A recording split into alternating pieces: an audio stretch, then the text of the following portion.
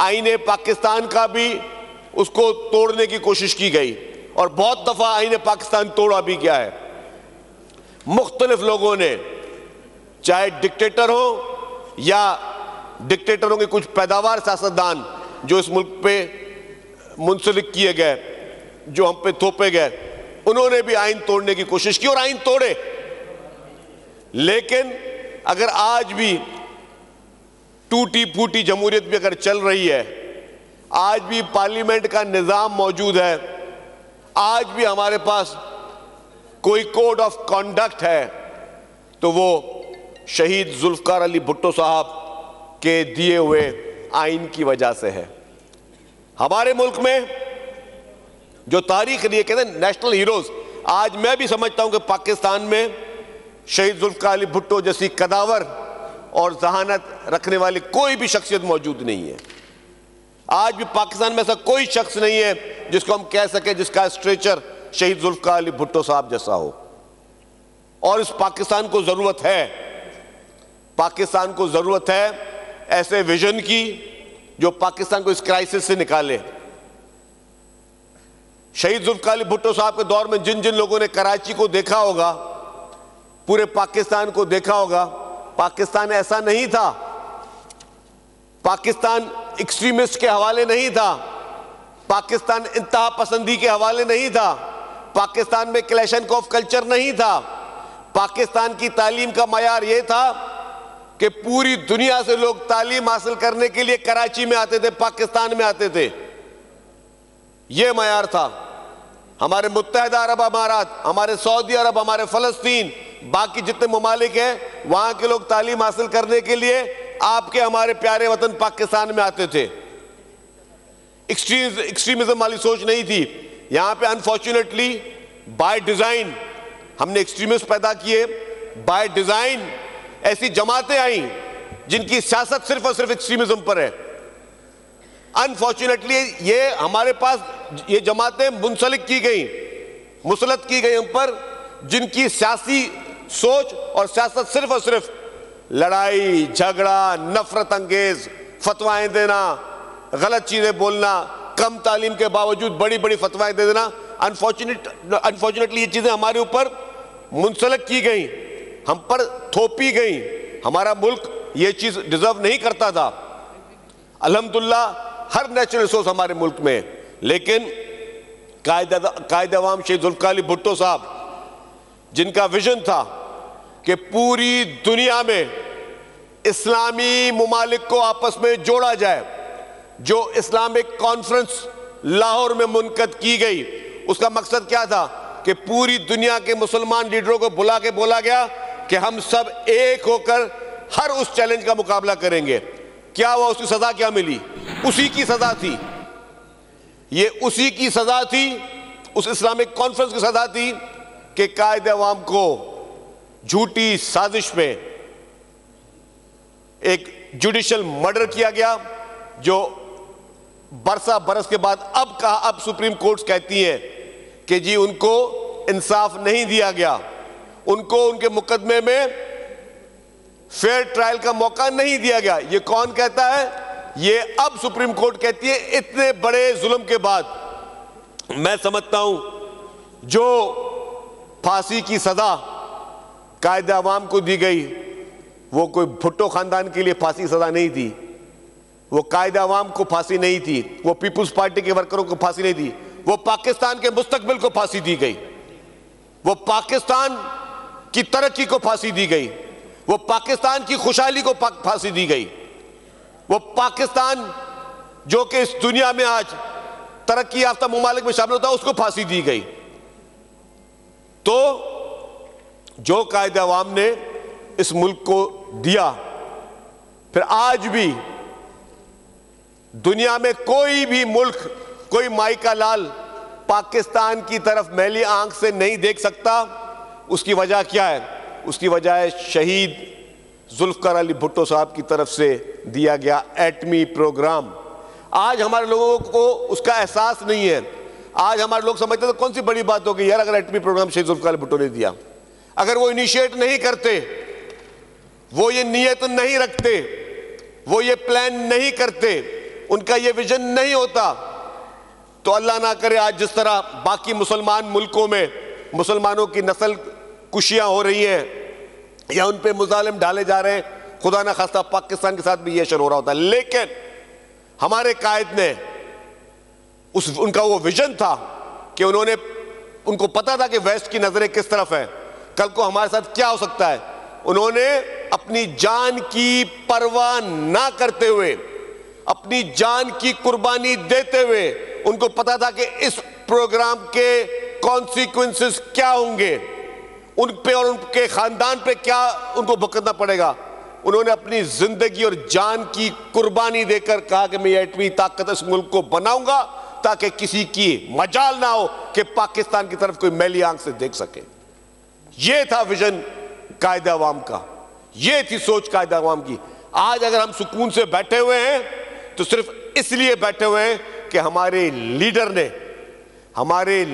ने जिसको हम लीडर कहता हूं, बाकी सोशल मीडिया पे कोई हीरो बन के कोई अपने आप को लीडर बना दे या वक्ती तौर पे कुछ लोगों की मकबूलियत हो जाए, या आज भी जो पाकिस्तान पीपुल्स पार्टी के बदतरीन दुश्मन भी अपने जलसों में मिसाल किसकी देते थे, शहीद जुल्फकार अली भुट्टो साहब की देते थे।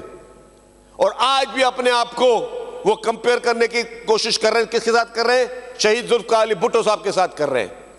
लेकिन उनमें और शहीद जुल्फकार अली भुट्टो में जमीन और आसमान का फर्क है, कोई मुकाबला ही नहीं है।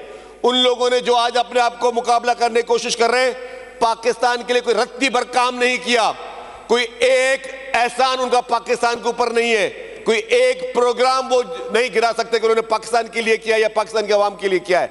अगर पाकिस्तान की हिस्ट्री में कोई भी बड़ा काम जो मुल्क के लिए, मुल्क के बच्चों के मुस्तकबिल के लिए हुआ है, तो वो सिर्फ पाकिस्तान पीपुल्स पार्टी की लीडरशिप ने किया है, उसके अलावा किसी ने कोई काम नहीं किया। आप देखें उन दिनों में जब हालात इस तरह के थे, शिमला मुआहिदा कोई छोटी बात नहीं थी। जब कायदे अवाम भारत गए तो उनके बातचीत वो कामयाब नहीं हुई, एक मर्तबा नहीं हुई, दूसरी मर्तबा नहीं हुई। उनकी फ्लाइट वापसी की तो उन्होंने कहा नहीं, मैं अपनी बातों को मनवाने के बगैर मैं नहीं जाऊंगा। और उन्होंने अपनी कोशिशें की, अंत तक कोशिशों से शिमला मुआहिदा हुआ। 90,000 हमारे कैदी आजाद हुए। यह भी एहसान शहीद जुल्फकार अली भुट्टो साहब का था। जो इलाका पाकिस्तान का जो हमसे छिन गया था, वो भी कायदे अवाम शहीद जुल्फकार अली भुट्टो साहब ने अपनी कोशिशों से, अपनी कामयाब डिप्लोमेसी से, ऐसा कामयाब उनकी डिप्लोमेसी थी जिससे उन्होंने वो इलाका भी पाकिस्तान का वापस हासिल किया। तो ये विजन सिर्फ और सिर्फ उनका हो सकता है जो जिनको ये मट्टी से मोहब्बत हो, जिनको इस मट्टी का कर्ज अदा करना आता हो। ये वो लीडरान थे जिन्होंने इस मुल्क के लिए अपनी जान दी। यहां पे सिवाय भुट्टो खानदान के कोई एक ऐसी जमात बताएं जिसके लीडरान ने कोई जान के नजराने दिया हो, कोई एक जमात में बता दे।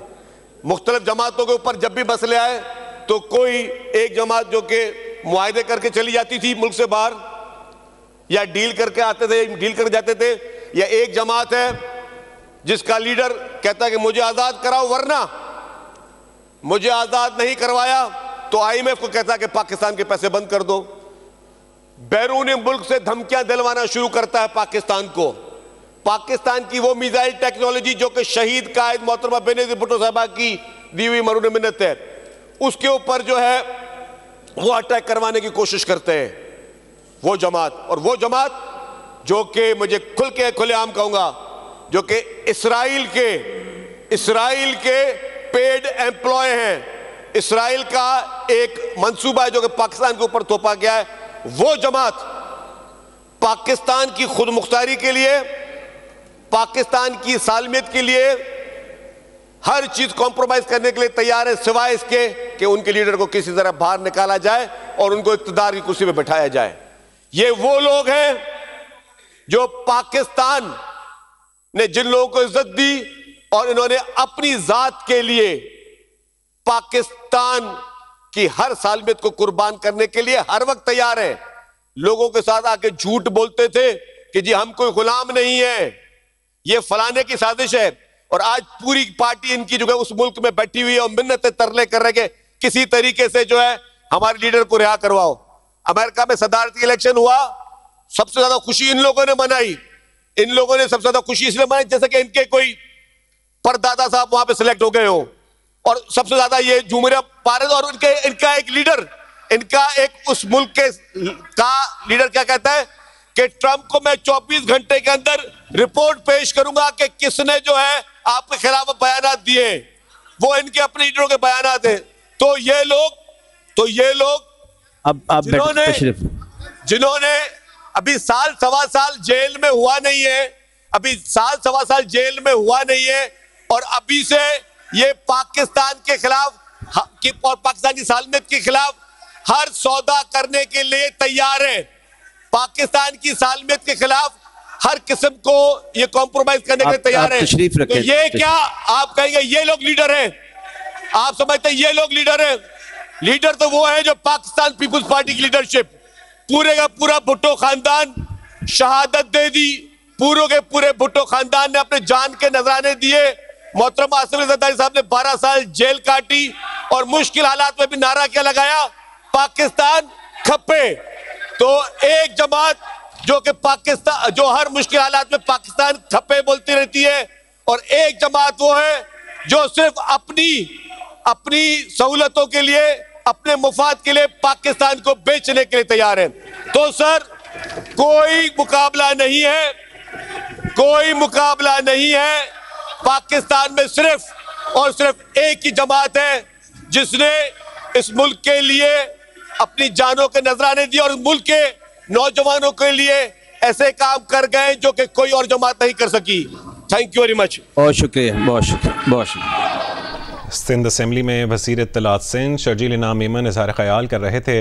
उनका कहना था कि इस वक्त मुल्क में कोई ऐसा लीडर नहीं है जो जुल्फ़िकार अली भुट्टो जैसा हो। एक ज़माने में दुनिया भर से लोग तालीम हासिल करने के लिए कराची आते थे।